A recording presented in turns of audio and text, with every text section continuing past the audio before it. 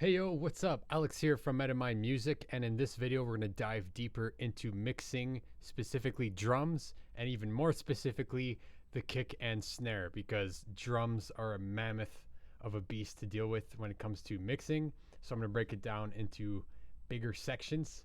So I'm using the same song as we did for the bass mix breakdown. So I'll play a little bit of a different section here, and then we'll solo the drums, and then we'll dive deeper into the kick and the snare and the processing and go from there.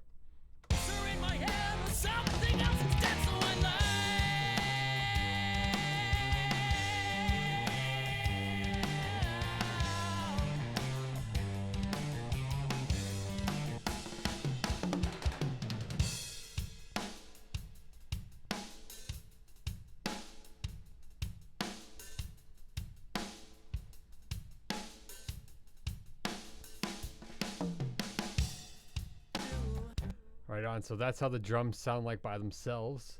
And I do have a fair amount of additional processing going on with some parallel compression, some reverbs. So for the sake of this video, I'm just going to turn that off, and then we'll talk about that at a later date because it does change the sound quite a bit. So let's go ahead and dive into the kick and snare here. So I'm going to solo the drums.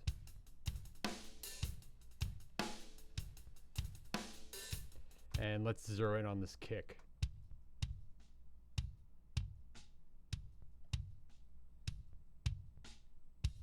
So for this particular mix, I re-recorded the kick, and when we recorded it, it had so much resonant frequencies that I had to stuff a giant blanket inside to deaden it.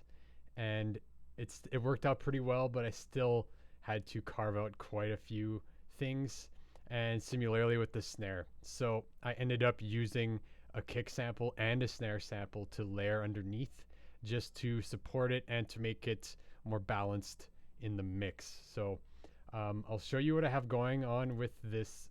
This is the kick mic, and then I took a MIDI copy of the kick signal and then used that to trigger a sample for this other track, and then combine those for my kick sound. So let's turn off all this processing for the kick, and this is the kick as it was recorded.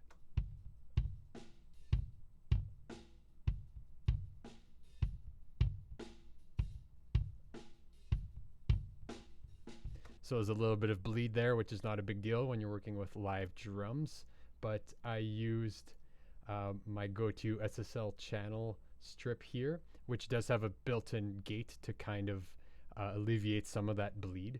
You can't get rid of all of it, but I did some of it. So what I did to start was I did a high pass filter at around 50 hertz or so, because I definitely don't need any sub frequencies for the kick. And I did a low pass filter at about 12K just to cut off any high frequencies that are probably inaudible, but it's a good habit to just kind of filter out frequencies that you know you won't use. This first big move is a pretty common one that I do at around 8K, and I'm boosting about 6 dB or so, and I'm also boosting about 3 dB at about 4.5K, and usually it's a little lower, but I found that this kick drum in particular had more of a character in that range, and then I'm cutting out the maximum amount at around 500 hertz or so, which just sounds like pure warm garbage. So yeah, I'll show you. I'll A/B this with you guys so you can hear what's kind of happening. And I'm also boosting about to 1.5 dB at 150 hertz just to get that kind of low end thump, that low end presence just over the bass guitar. So I'll pop this EQ on and off, and then maybe move some of the moves so you can hear them more clearly. So without it, with it.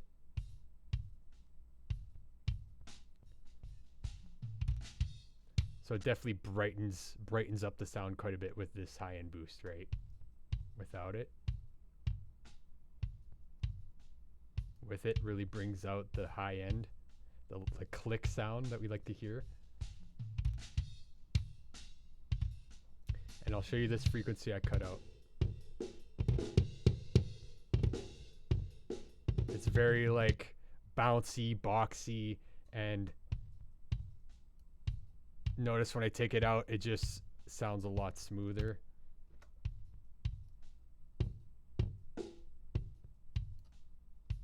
So I'm doing a big cut there. I'm not shy when I find something I don't like, and whatever you have to do for it to fit in the mix. And then this low end is pretty subtle. You might not be able to hear the AB.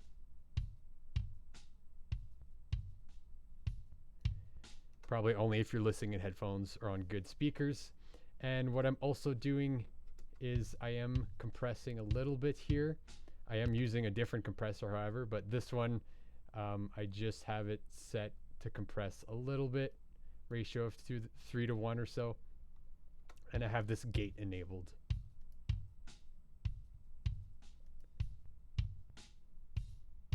Which is just kind of cutting out some of that noise. So our next plugin that we have on the kick is this LA76. You cannot go wrong with. It's one of my favorite compressors for sure, just to kind of even out those dynamics, because the kick drum is pretty dynamic unless you have like a machine-like drummer. There's going to be dynamics, which you don't want to get rid of completely, but you do want to smooth it over. So I'll A/B this for you guys.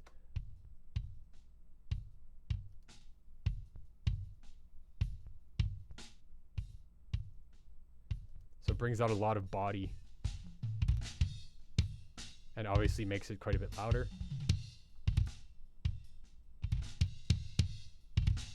This was some tape saturation, but I decided against it.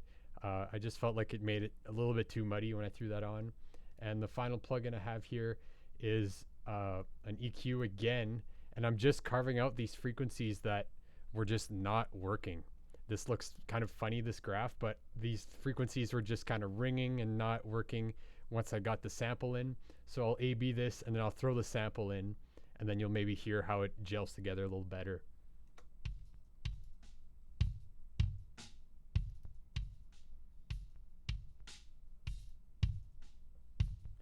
You'll notice most of these cuts are in the low end. And if I pop in this kick sample now,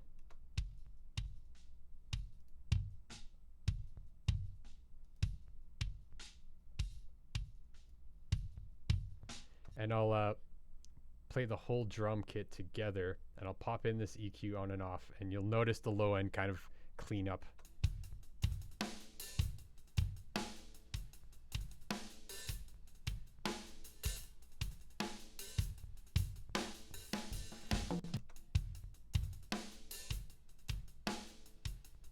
So it still has that thump, it still has a presence in the low end, and that sample definitely helps to have the click that was kind of missing from the original recording.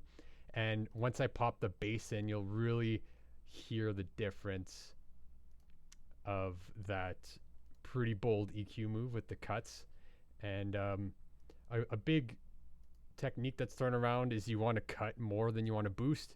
And I only find that useful when it's actually useful. So when you need to cut something out, do not be shy. Like sometimes it's good to have a sound and then cut out everything that's not working, and you're left with something that's working. But on the other hand, if there is something that you need to boost a ridiculous amount, do not be shy to boost something that looks crazy for it to work. Anyway, I'll A/B this EQ with the whole kit and the bass, and we'll hear how the low end tightens up, gives the bass more room, and lets the kick actually be heard a little bit more.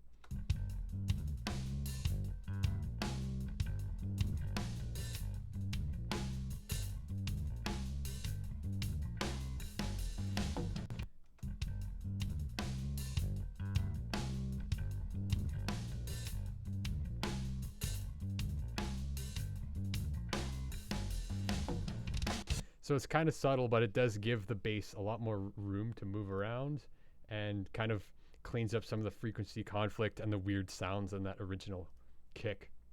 And for this sample, what I did is basically I took this audio signal, threw it into a Superior Drummer, triggered the MIDI, and then I'm using a sample that I like to use typically for when I do this kind of stuff. And I threw an EQ, just shaved off some of the high end, and did a high pass filter at about 30 hertz or so. just to cut out anything I didn't need. And yeah, so the sample by itself sounds like this. And I am using quite a bit of it, but I am still using the original kick sound more than I am the sample, and they sound pretty good together. You get like the low end thump from the original, but you get that click and the clarity out of the sample. And I'll play it in context with the bass. I'll take the sample out and then I'll throw it back in, and you'll hear the difference.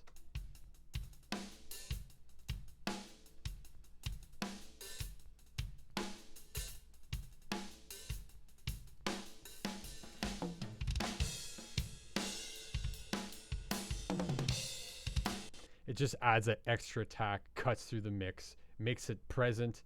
Otherwise, it's kind of tough to hear the kick without the sample. And if I really wanted to like crank the high end some more, it was just losing the character of the kick drum we recorded. So that's what I ended up with. And now let's move on to the snare. And the snare, similar story. I am using some samples, and I also have a snare bottom mic on this. So let's look at them individually and then how it works all together. So this is the snare top. I'll take off all this processing. This is what the raw sound sounds like.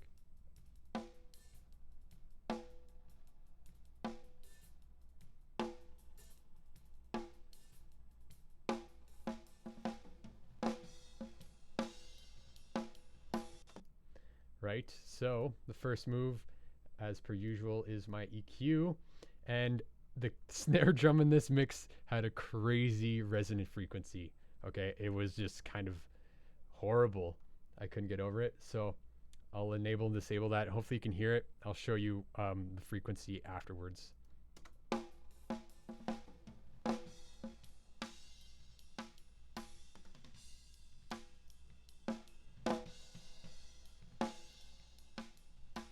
It's kind of like this low, mouthy, throaty frequency, and it does change the character of the sound quite a bit when I do this move, but I'll boost this frequency and you'll see what I'm talking about.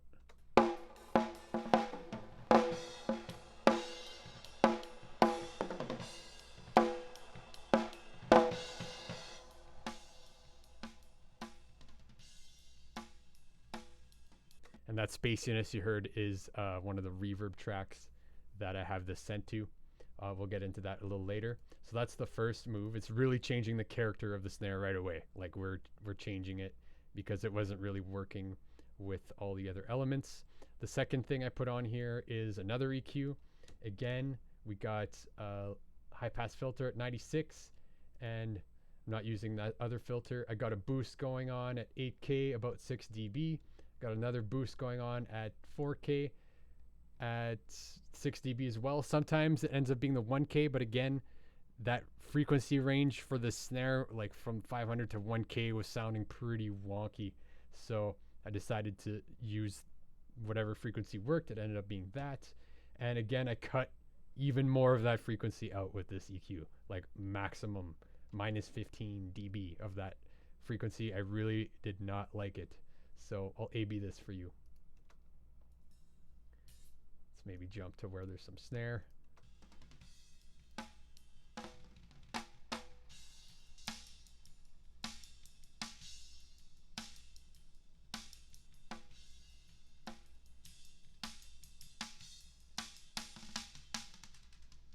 So as you can see, with these EQ moves, you get that crack, you get that sizzle, you got that airiness, but now we lose all of the body of our snare because I cut so much out because of that frequency that wasn't really working. I also have the gate enabled to try and get those cymbals that were bleeding through, a little bit of that out. And I think I'm doing a little bit of compression, 3-to-1, not too much. So yeah, that's kind of what I have going with this thing. And what makes up for the frequencies we carved out, the low frequencies, is the snare bottom mic, which gives you a little bit more of that body. And then that's why I brought in the sample to kind of smooth it all together and really have that like 1K-ish range punch. So next thing I threw on is a little bit of tape saturation. So I'll A/B this for you. Typically this adds harmonics. It adds a little bit more frequency data and smooths it over after you do some crazy EQ moves. always good to use something like this to kind of like re-blend it in, give it some warmth so it doesn't sound so processed. So let's A/B it.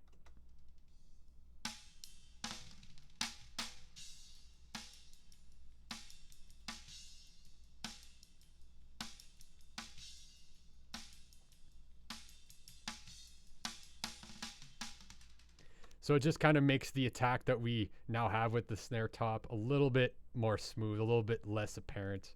And the last thing I threw on here was a saturator. And this is basically a little trick I learned to get a little bit extra volume out of your snare without actually boosting the volume or compressing it more, because I felt like I shaped this enough. I compressed it a little bit. So I just used a little bit of saturation to get a little bit more volume out of this. So I'll A/B this, and then we'll start throwing in the other snare tracks and listen.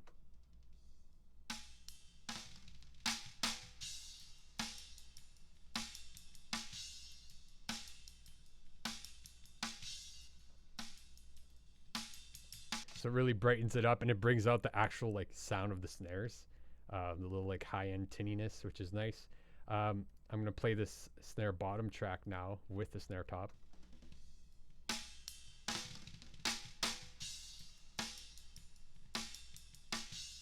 Without it.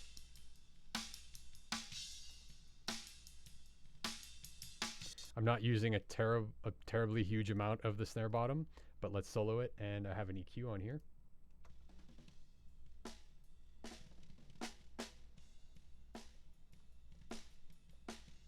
So I'm boosting a little bit lower, you know, about 4K range and the 1K range, because that's kind of what was lacking from just the top mic.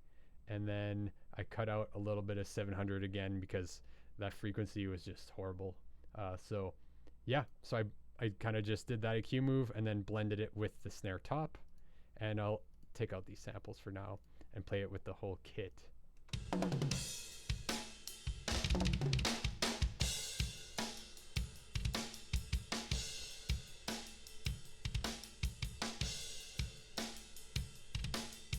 So those two together, it has the oomph, it has the attack, it has the crackle on top, like the high-end snap to it, but I still felt there was something lacking. So that's why I decided to do the same thing. I took the audio signal from my snare track, ran it through Superior Drummer, kicked it out, and put one of my favorite samples on it. So we'll solo this, and then I threw just an EQ on it.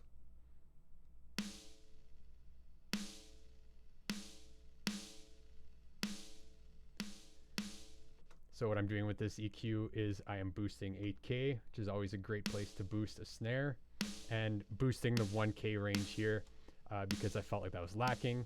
And I cut out the 700 hertz range, I think, something like that. I'll boost it so you can hear what I cut.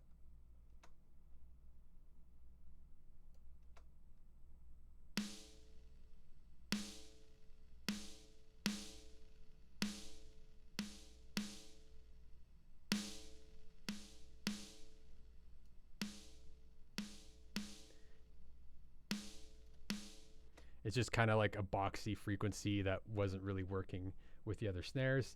And then at the end here, I did boost a fair amount, 3 dB at 200 hertz, just to get that low end. So I'll play the drum kit without the sample, and then I'll sneak the sample in so you can hear a difference. An answer in my head.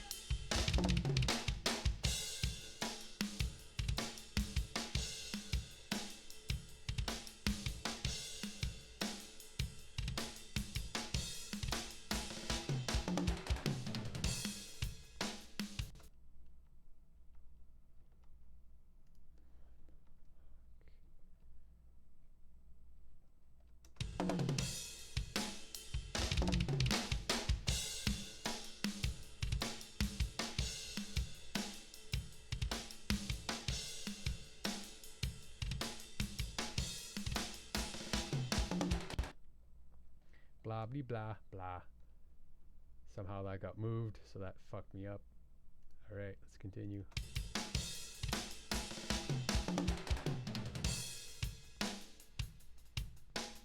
So, all right. So I'm going to play this back without the sample, and then I'll sneak the sample back in so you can hear the difference.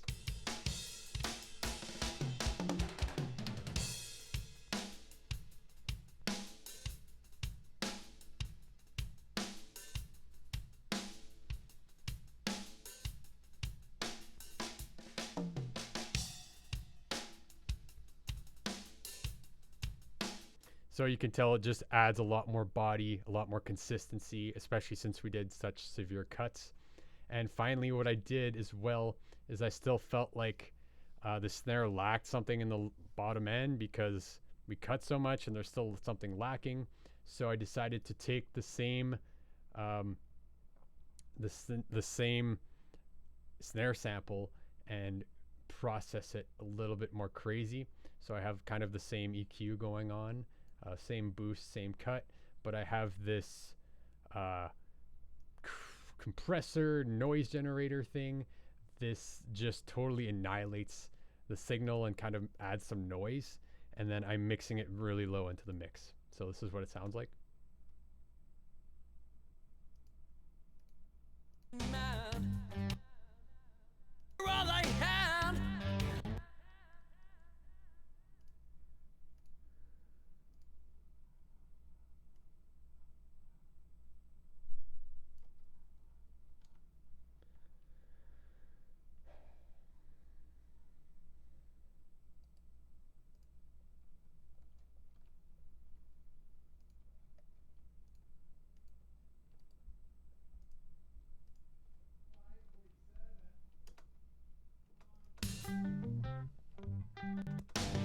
Have enough hate to go around. You've had enough of mine. Like a So that's what happened. I dragged one track over the other, disappeared, got deleted. Anyway, we're back here. Whatever. This is the snare sample that I've copied, and I'm processing it like crazy. So this is what it sounds like.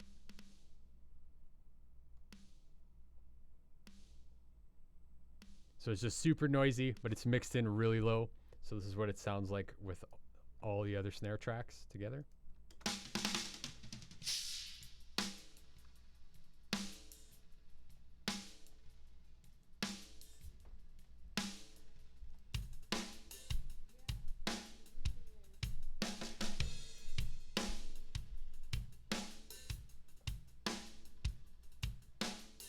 And then finally, what I usually do, we'll dive into this a little deeper, but I'm going to turn on my parallel compression and my reverbs, and I'm sending my snare to a short reverb, a long reverb, and the parallel compression. Anyway, a bunch of stuff. So I'll dive into that when we dive into the effects of the mix, but I'll just turn these off and on so you can hear the difference.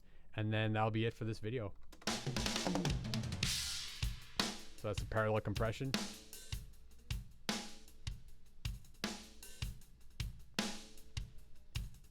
Here's the snare reverb short. Here's the snare reverb long.